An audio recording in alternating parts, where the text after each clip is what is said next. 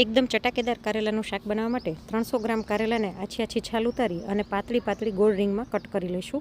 બધા કારેલાને કટ કરી અને તેમાં 1 ચમચી મીઠું નાખી અને ચોળીને થોડીક વાર સાઈડમાં રાખી દઈશું.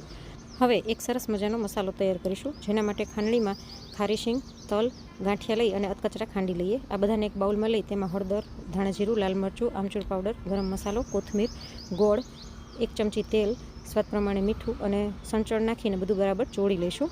બધા જ ઇન્ગ્રીડિયન્ટના માપ નીચે કેપ્શનમાં આપેલા છે.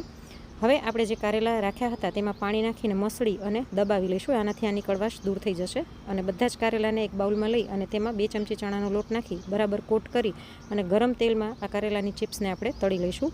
બધા જ કારેલાને તળી અને કાઢી લઈએ. અને હવે શાક વઘારવા માટે કડાઈમાં તેલ લઈ તેમાં રાઈ, જીરું, વરિયાળી, લીમડો, હિંગ, હળદર અને સુધારેલી ડુંગળી નાખી ડુંગળીને થોડીક વાર માટે સાંતળી લઈશું. ડુંગળીની કચાશ દૂર થાય એટલે લસણ, આદુ, મરચાંની પેસ્ટ નાખી તેને પણ થોડી વાર માટે સાંતળી લઈશું. અને હવે આપણે જે કારેલા ફ્રાય કરીને રાખ્યા હતા તે આની અંદર નાખી દઈએ. સાથે જ આપણે તૈયાર કરેલો મસાલો બધો નાખી દઈશું અને બરાબર મિક્સ કરી અને સ્લો ફ્લેમ પર થોડીક વાર માટે શાકને ચડવા દઈશું, જેથી કારેલામાં બધો જ ફ્લેવર બેસી જાય. તો જરાય કડવું ન લાગે અને ભરેલા કારેલાના શાક જેવો ટેસ્ટ આવે એવું સરસ મજાનું કારેલાનું શાક બનીને તૈયાર થઈ ગયું છે. ઉપરથી થોડીક કોથમીર નાખી અને ગરમા ગરમ શાકને આપણે સર્વ કરી દઈએ. ચોમાસામાં આ શાક ખાવામાં ખૂબ જ ટેસ્ટી લાગે છે. આની ડિટેલ રેસીપી મારી ચેનલ પર આપેલી છે, તો તમે પણ એક વખત મારી રીતે જરૂરથી ટ્રાય